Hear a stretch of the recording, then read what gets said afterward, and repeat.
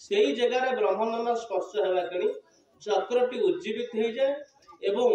रोग निवारण क्रिया आरंभ हो जाए। वर्तमान आम सहित खोर्धा जिला कालुपड़ार जने किडनी पेशेंट अच्छा किडनी रे स्टोन होता 5 थर ब्रह्मदंड स्पर्श करला पीड़ा कमी सी अनुभूति आम सम्मुख में प्रदान करेंगे अनुभूति नवा वर्तमान कालुपड़ा घाट बरुणपड़ा ब्रह्मदंड विषय केमी जानिया पाइलो मु आपनकर यूट्यूब देखी आम गाँव जन आसला एठिक मत कही यूट्यूब रे मैं यूट्यूब देखला मुझे आसबि आसबि बोली आसपार नी कि आम गाँव पाखे आप चिकित्सा करते मुझे जान नी। हाँ तापर ठाकुर आशीर्वाद थिला मु आसबि आसबि आसली किंतु यही 2.5 वर्ष भितर मोर स्टोन कमी थिला किंतु हठात कि पेन आरंभ होता बाँ पट तापर मु आसबि आसबि आसपार कि साप कामुड़ी मत जो साप कामुड़ी मुझे जान नी विषाक्त था 3 दिन पर मुझे जानली विषाक्त मो देह चलती तार विषाक्त जो साप कामुड़ी मोर एत इनफेक्शन होता मुझे सही पार नी एठिक आस ब्रह्मदंड गोटे थर से इनफेक्शन कमी था।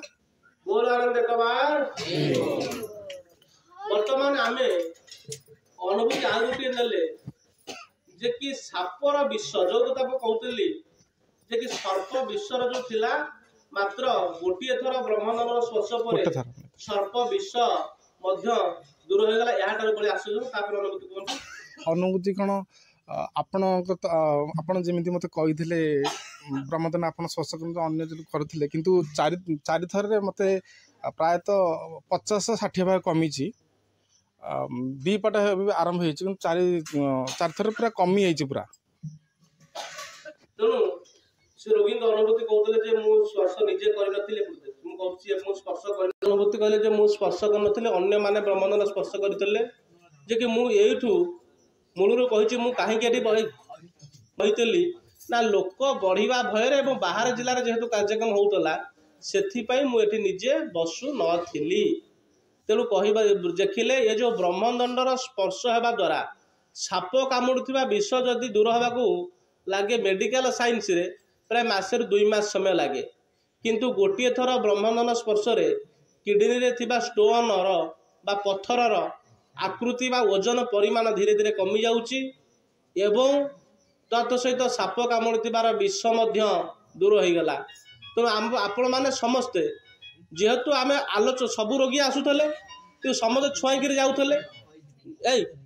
निज निज पाखरे आम रखुले क्या पाखे पहुँचु नाला आम बाड़ी रे गोटे बड़ फूल फुटेला जदि से ठाकुर मंदिर लगे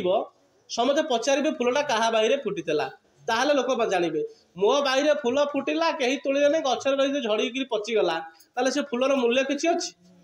मो बाड़ी रे आंब गछ है जब से फल से पड़ा मूल्य किसी अच्छी जनजगतर सेबार लगिले। तेणु स्वभाव कवि गंगाधर मेहर पश्चिम ओडिशार गोटे पद रचना कले कहले पर उपकार पुण्यमय व्रत पालती महत जन पर उपकारे भूमि दिवाकर दियंती शस्य किरण दिवाकर बोले सूर्य आम समस्तंकर मंगल निमंते किरण प्रदान करुछंती एवं पृथ्वी माता आमको शस्य दउछि निज उपकार करुछि। तेणु आपण मैंने आज विरल अनुभूति गोटे शुणिले जे कि ब्रह्मदंड स्पर्श माध्यम सर्प विषर विषाक्त दूर है